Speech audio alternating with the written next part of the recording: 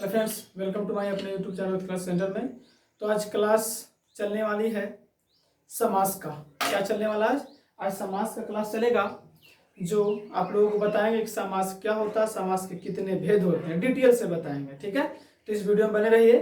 अगर इस चैनल पर नए हैं तो लाइक और शेयर और सब्सक्राइब जरूर कीजिए और बेल आइकन को दबाना ना भूलें, क्योंकि आप लोगों की जैसे ही नया वीडियो आए नोटिफिकेशन जरूर मिल जाए। और अभी एग्जाम 10th का है, 12th का है, तो यह समास बहुत ही इंपॉर्टेंट है। ठीक है ना, इस वीडियो को शुरू से अंत तक देखिएगा, स्किप नहीं कीजिएगा। चलिए वीडियो को शुरू करते हैं।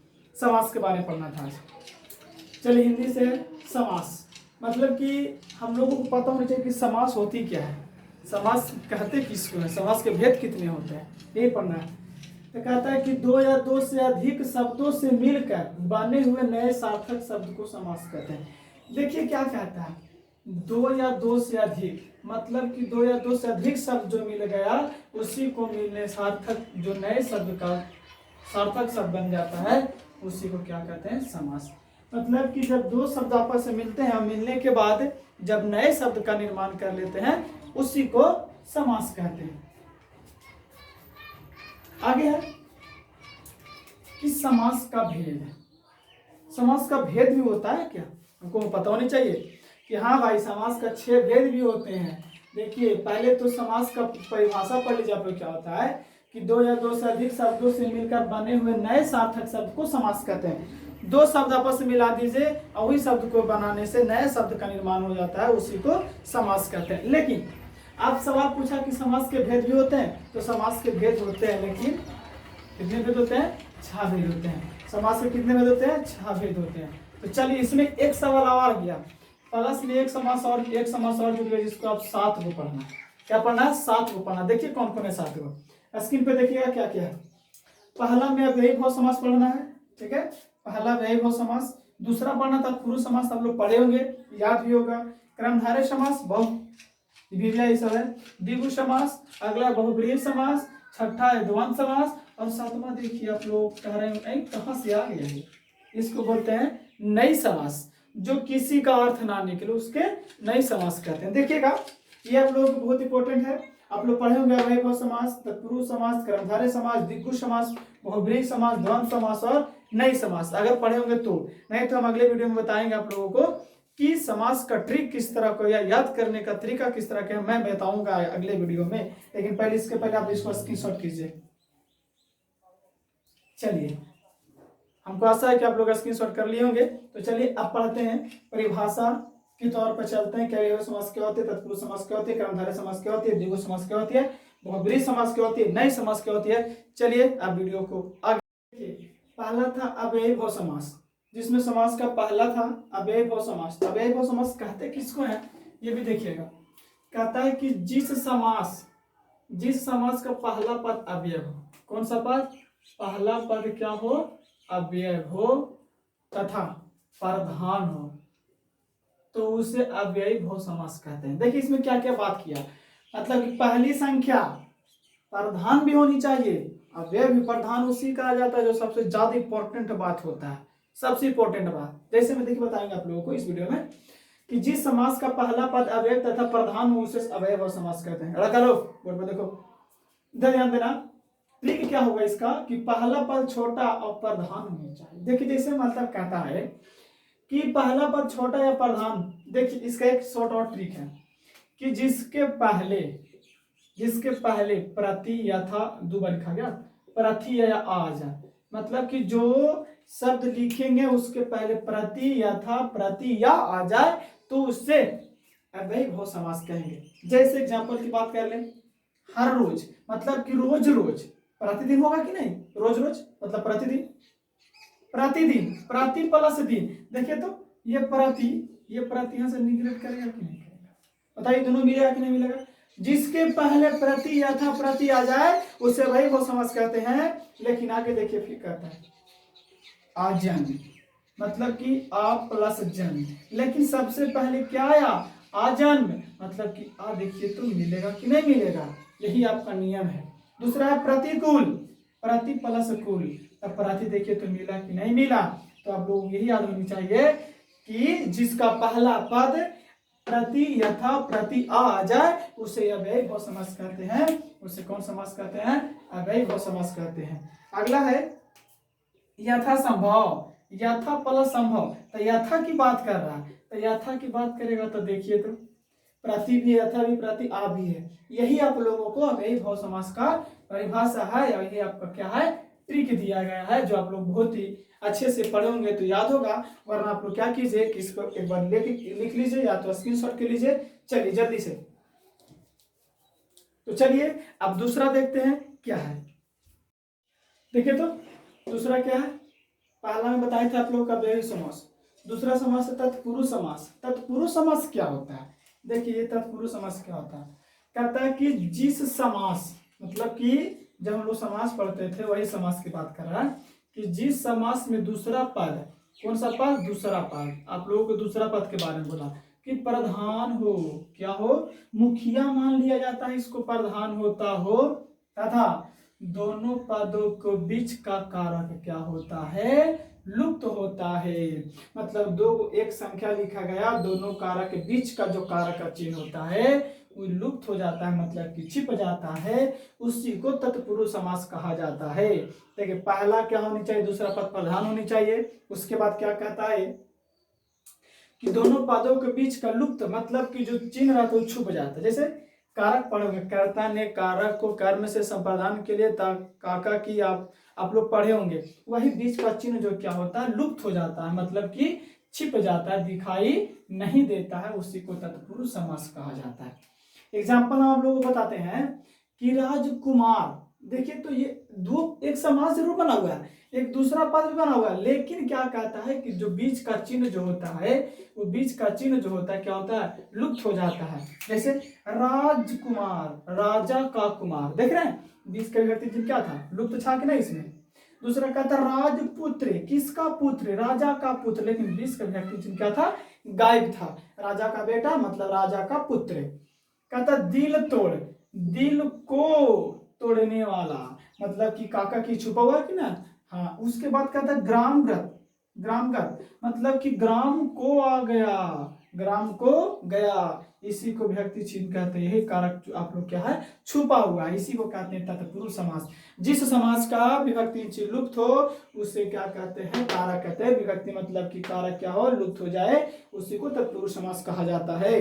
जैसे गृहागत, गृहागत में क्या होगा?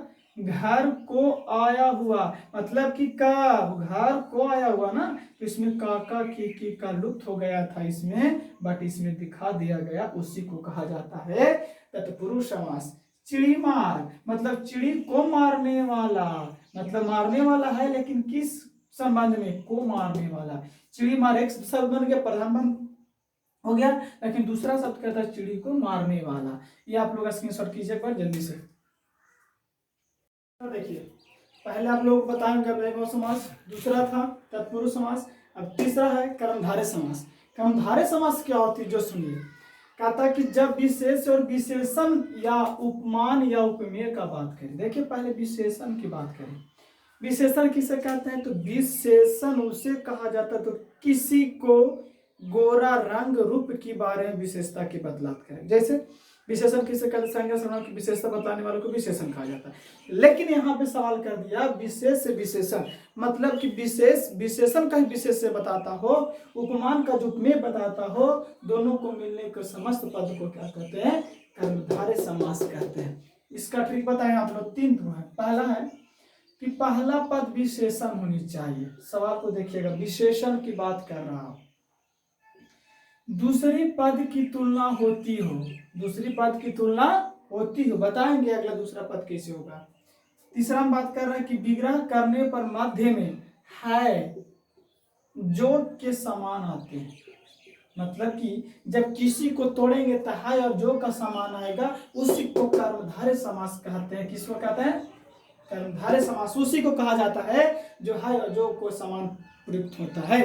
पहला है देखिए चरण कमल, कहता है कि कमल के समान है जो चरण। देखिए दुपद है कि नहीं, किसके समान था? चरण के समान था। कौन? कमल था। दूसरा की बात करें महापुरुष, महान है जो पुरुष। देखिए महान है जो पुरुष, महान है जो पुरुष, है कि ना, है और जो है, तोड़ने पर क्या आएगा, है और जो आएगा उसी कर्मधारय समास कहते हैं। क्या कहते हैं, कर्मधारय समास कहते हैं। अगला है नीला आकाश। नीला है जो आकाश, कैसा नीला था भाई, कैसा नीला था भाई, आकाश कैसा था, नीला था, आकाश कैसा था, नीला था। है जो आया कि नहीं, है जो आया कि नहीं, ध्यान दीजिएगा आगे। मंद बुद्धि, मंद है जो बुद्धि, देखिए पता चल गया होगा कि मंद है जो बुद्धि, है जो बुद्धि किसके लिए, है और जो तोड़ के आए उसे कर्मधारय समास कहते हैं, कर्मधारय समास कहते हैं। श्वेतांबर, श्वेत है जो अंबर, देखिए श्वेतांबर, श्वेतांबर, श्वेत है जो अंबर, ये देखिए आ गया, है और जो का निर्माण करे उसे कर्मधारय समास कहते हैं। आप देखेंगे द्विगु समास, कि द्विगु समास क्या होता है, द्विगु, अरे ऐसे याद रखिए ना, द्विगु समास, जिस समास का पहला पद संख्यावाचक हो। देखिए बहुत इंपॉर्टेंट सवाल है और बहुत आसान सवाल भी है। द्विगु समास किसे कहते हैं, तो संख्या के बात करें 1 2 3, मतलब कि संख्या का बोध हो उसे क्या कहते हैं, द्विगु समास कहते हैं। और वह संपूर्ण समुदाय या समूह का भी बोध करते हैं। जैसे होता है ना भीड़, सेना, तो कहता कि सेना के लिए समूह था, भीड़ किसके लिए था, आदमियों के लिए भीड़ था, किसी और चीज के लिए भीड़ था। लेकिन कहता क्या है कि द्विगु समास की बात करें तो वह समास का पहला पद संख्यावाचक होनी अनिवार्य है, मतलब कि होनी चाहिए, तो ही द्विगु समास का बोध करेगा, वरना द्विगु समास का बोध नहीं करेगा। और वह संपूर्ण समुदाय या समुदाय समूह का बोध करे उसे भी द्विगु समास कहा जाता है। जैसे मैं कहता है ना कि एक समूह भीड़ है, तो भीड़ जरूर है, आप लोग संज्ञा पढ़े होंगे कि समूहवाचक उसी को कहा जाता है जो भीड़ का बोध करे या एक से अधिक वस्तु का बोध करे। जैसे देखिएगा सप्ताह, तो सप्ताह देखिए ना भाई क्या दिन का होता है, 7 दिन का ना होता है, तो सप्ताह क्या है, वो समूह होगा, समूह होगा विराट समूह, लेकिन समूह होगा तो संख्यावाचक में होगा। तो सप्ताह जब भी होगा तो क्या दिन का होगा, 7 दिन का होगा, 8 दिन का कभी नहीं होता है। तो सप्ताह 7 दिनों का समाहरण है, सप्ताह कई दिनों का होता है, 7 दिनों का होता है। अगला शताब्दी मतलब होता है सेंचुरी, मतलब 100, ये 100 वर्षों का समूह है। शताब्दी का बात करें, शताब्दी की बात करें तो 100 वर्षों का समूह, मतलब कि आप लोगों को याद होनी चाहिए कि 100 वर्ष के बाद कर रहा है तो समूह का बोध करे, तो संख्या का बोध कर रहा है, उसे द्विगु समास कहा जाता है। पंचवटी, पंचवटी मतलब कि 5 बंटों का समाहरण, मतलब कि कै को 5 को होनी चाहिए, कितना संख्यावाचक है कि ना, वैसा नंबर में मतलब कि संख्यावाचक कहा जाता है, उसी को पंचवटी कहा जाता है। दोपहर की बात करें तो दोपहरों का समूह, मतलब कि हप और मतलब कि पूर्ण समूह, दोपहर हो गया कि नहीं हो गया। दो मातुर कहता है कि दैमातुर का मतलब होता है दो माता का, दो माता है जिसकी, दैव मातुर का नाम लिया तो क्या माता होनी चाहिए, दो माता का बात करें तो देखिए तो ये संख्यावाचक नहीं है, दो संख्या का बोध करें तो संख्यावाचक नहीं है। उसके बाद तिरंगा के बात करें, बहुत इंपॉर्टेंट है, हर बार क्या कहते रहता है, पूछते रहता है कि तिरंगा कौन सा समास है, कौन सा समास है, तो तिरंगा, तिरंगा 3 रंगों का समूह है, तिरंगा है लेकिन 3 रंगों का समूह है। क्या रंगों का समूह है, 3 रंगों का समूह है। इसका स्विच ऑफ कीजिए जल्दी से। 5वां नंबर क्या है, 5वां नंबर कहता है कि बहुब्रीहि समास, बहुब्रीहि कुछ समझ में आ रहा है, बहुब्रीहि कह रहा मतलब एक से ज्यादा होनी चाहिए, ठीक है ना।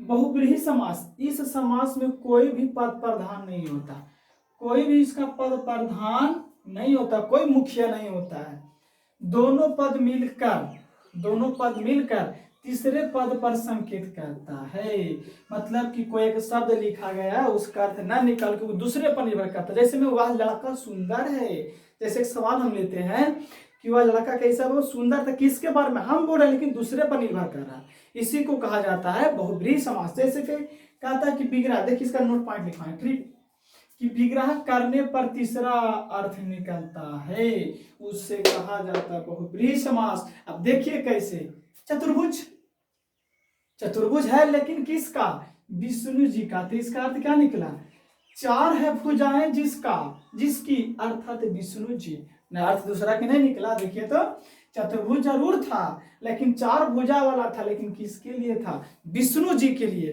तो इसका नया अर्थ तो निकल गया भाई। अगला सवाल कहता है लंबोदर, तो लंबा है उदर जिसका, अर्थात गणेश जी, पेटू महाराज, कौन है, पेटू महाराज को क्या कहा जाता, गणेश जी जिसका लंबा है उदर। यही सवाल में पूछा गया है कि बहुब्रीहि समास में क्या होता है, तो वही होता है जो पहला पद का प्रधान नहीं होता है, जो दोनों पद मिलकर नए पद का निर्माण कर लेता है, संकेत करता है। अब कहता है दशानन, दशानन के मतलब 10 है आनंद जिसका, अर्थात रावण, आप लोग रामायण देखे होंगे, इसका 10 सिर होता है, त्रिनेत्रे, तीन नेत्र है जिसका, अर्थात शिव शंकर जी, 3 आंख है उनका, उसी को कहा जाता है त्रिनेत्रे। मुरारी, सॉरी, हाँ मुरारी, मुर है आरी, जो वह क्या है, कृष्ण जी हैं। मुरारी के बहुत है, मतलब कि मुरली बजाने वालों को क्या कहा जाता था, मुरारी कहा जाता था। बहुत इंपॉर्टेंट सवाल आप लोगों के समास है, समास बहुत इंपॉर्टेंट है, एक बार जल्दी से इसको स्क्रीनशॉट। अब चलेंगे छठा सवाल, लास्ट आप लोगों के द्वंद्व समास है, लेकिन इसके पहले एक सवाल और बताए थे, जो 7वां था नई समास, तो नई समास को भी आज बताएंगे। अभी नई समास है, बहुत इंपॉर्टेंट है भी थोड़ा सा। द्वंद्व समास देखिए, द्वंद्व समास क्या कहता है कि जिस समास में दोनों पद प्रधान होनी चाहिए, मतलब कि दोनों का इंपॉर्टेंट बात होनी चाहिए, इंपॉर्टेंट बात होनी चाहिए, उसी को कहा जाता है समास। और समास का मतलब होता है कि 2 पद आपस में मिली जुली होनी चाहिए। जैसे देखिए, तथा विग्रह करने पर और, तथा, एवं, या, अथवा लगा रहे, मतलब ये आप लोगों को लगा रहे, उसमें क्या हो जाएगा, द्वंद्व समास का नाम दिया जाएगा। एक ट्रिक हम निकाले थे कि दोनों शब्द एक दूसरे के उल्टे होते हैं, दोनों शब्द एक दूसरे के उल्टे होते हैं, कभी कभी काम कर जाता है, लेकिन सब में योजक चिन्ह बहुत ही जरूरी होता है, ठीक है ना। ये द्वंद्व समास की बात कर रहे हैं। जैसे एग्जांपल की बात कर लें कि पाप पुण्य, देखिए योजक चिन्ह लगा हुआ है, पाप पुण्य, तो पाप और पुण्य, जैसे पाप कीजिएगा तो पुण्य मिलेगा, उल्टा कभी कभी काम कर रहा है कि नहीं कर रहा। दूसरा सुख दुख, सुख और दुख। अगला है गौरी शंकर, गौरी और शंकर की बात कर रहा है भाई, तो कैसे नहीं हम लोग द्वंद्व समास की बात करेंगे भाई, गौरी और शंकर की बात कर रहा है तो हम लोग द्वंद्व और अधिक मानेंगे, बहुत जरूरी से मानेंगे, गौरी और शंकर की बात करें तो द्वंद्व समास का निर्माण किया जाएगा। कहता अनंत जाल, अनंत जल के मतलब अन्न और जल, अन्न और जल, खाना और पानी, इसी को कहा जाता है द्वंद्व समास। कैसे भूल जाइएगा। मारपीट, कौन समास, द्वंद्व समास। मार या पीट, कौन समास, द्वंद्व समास। देखिए तो और का बोध करे, और का बोध करे, और का बोध करे, और का बोध करे, या का बोध करे, उसको भी कहते और, तथा, एवं, या, अथवा का बोध करे, उसमें द्वंद्व समास का नाम दिया जाता है। इसको एक बार से इसको स्क्रीनशॉट कीजिए। ये आप लोग, ये आप कहाँ से लेके चले नई समास, तो अब नई समास पढ़ना बहुत जरूरी है। आप लोग समास के 6 वेद पढ़ चुके होंगे, लेकिन इसमें एक और आ गया, नई समास, ठीक है ना। थोड़ा सा देख लीजिए, कहते समास का पहला पद नया होना चाहिए। नई समास का मतलब हो तो नई, मतलब नया समास। तो एग्जाम्पल की बात करें, अनंत मतलब कि ना अंत करने वाला, उसके बाद अभाव, ना भाव, अनिष्ट, ना इष्ट, मतलब कि नई समास को वही कहेंगे। इस समास का पहला पद क्या होनी चाहिए, नई होनी चाहिए। वीडियो अच्छा लगे तो लाइक और शेयर सब्सक्राइब कीजिएगा और बेल आइकन को दबाना ना भूलिएगा। जय हिंद, जय भारत। अगर किसी भी चीज का आप लोगों की जरूरत हो